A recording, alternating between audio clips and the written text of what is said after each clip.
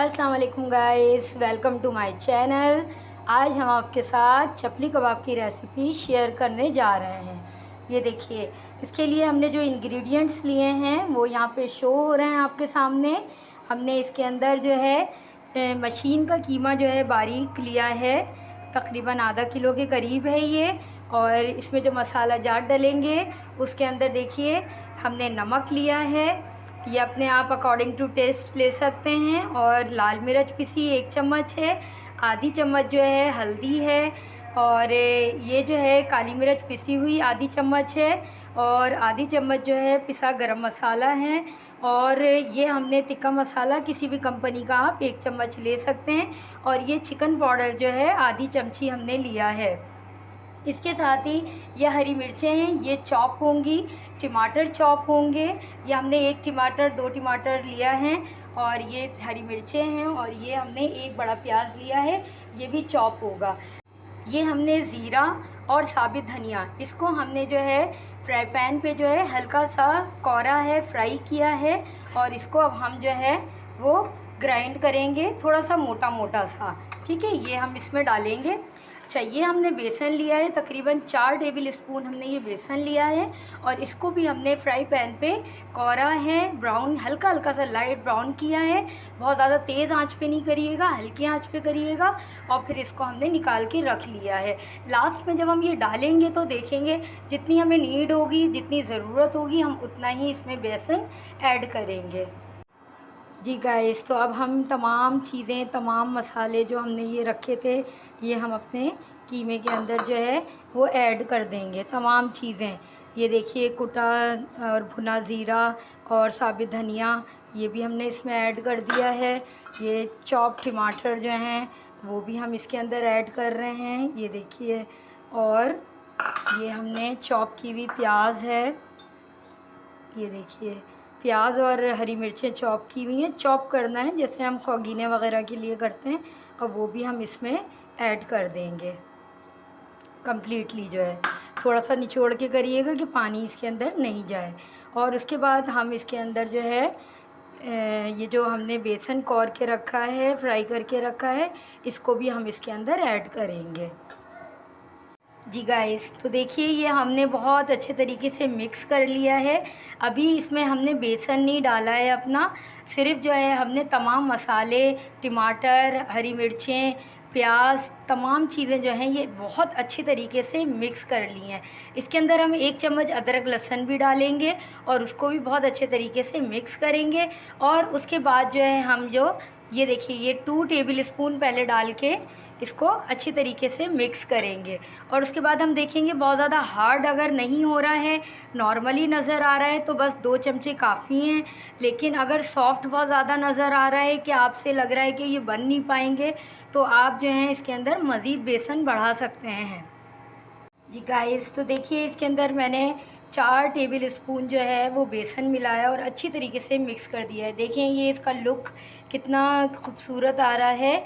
अब इसको हम थोड़ी देर के लिए डीप फ्रीज़र के अंदर, फ्रिज के अंदर रेस्ट के लिए रख देंगे। फ्रिज के अंदर रखिएगा, रेस्ट के लिए थोड़ी देर इसको हम रख देंगे। उसके बाद हम इसके कबाब बनाएंगे। आप इन कबाबों को डीप फ्रीज़ भी कर सकते हैं, कम से कम 1 हफ़्ते ये कबाब ख़राब नहीं होते हैं डीप फ्रीज़र के अंदर।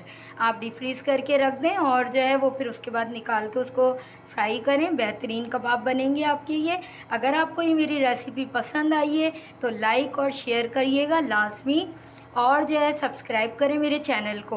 अच्छा, इस पोजीशन पे आप जो है वो थोड़ा सा चख के मसाला देख सकते हैं। अगर आपको नमक मिर्च कुछ कम लगती है तो आप इसमें ऐड कर सकते हैं। वैसे जो मसाला मैंने बताया है बिल्कुल परफेक्ट है, मुझे तो किसी चीज़ की कमी बेशी नहीं लग रही है। लेकिन अगर आप नमक थोड़ा ज़्यादा खाते हैं तो इसमें ऐड कर सकते हैं, मिर्च बढ़ा सकते हैं इस पोजीशन पे।